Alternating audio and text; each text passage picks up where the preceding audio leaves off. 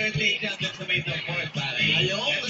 Nang manalo sila kahapon, sobrang dami na nag-text sa kanila. Hindi nila nasagot lahat dahil naubusan na sila ng show. Artista, pare, ha?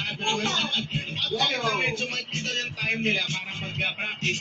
Ibibigay daw na nila ang lahat para mapagaling kayo ng performance nila. Yan, ang maganda. Kaya naman ng mental ni Tita Giselle Sanchez sa Barangay Lumaw ng Surat City. Ang Lambino Family Rock and Roll Video.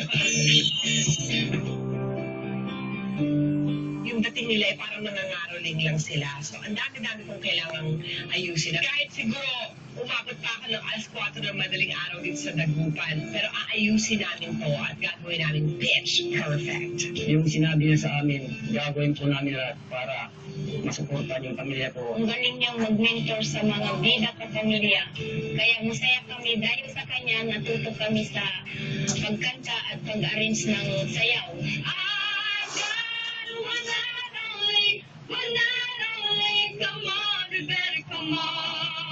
Ayusin natin siya, gagawin natin siya parang Broadway musical. Kasi ngayon parang nangaroling lang tayo sa gano'n. Miss Giselle Sanchez, lahat po ng tinuro niyo po sa amin, gagawin po namin lahat para sa inyo po yung sayaw namin at pagkanta. Lambino family at mga burado at syempre pa ang madlang people. Pasensyahan niyo na po na wala po ako ngayon sa weekly finals dahil napaka-importante lang po nitong pagkatang kailangan ko gawin. So sana maintindihan ninyo, pero talagang pinaghirapan po namin ito ng Lambino family, pinaghirapan namin at talagang pinaganda namin.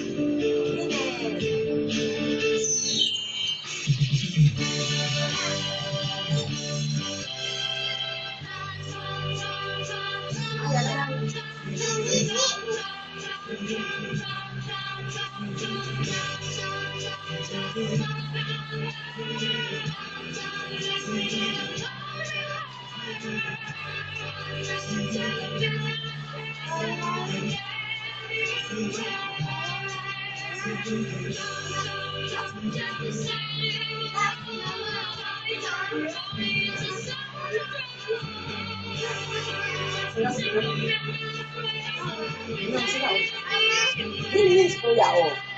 Oh, si Kuya Unyo, si Kuya.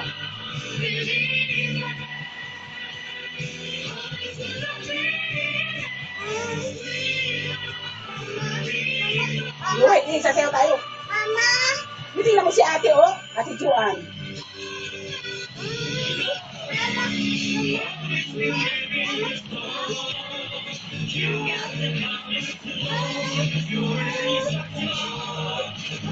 Wait. Mama!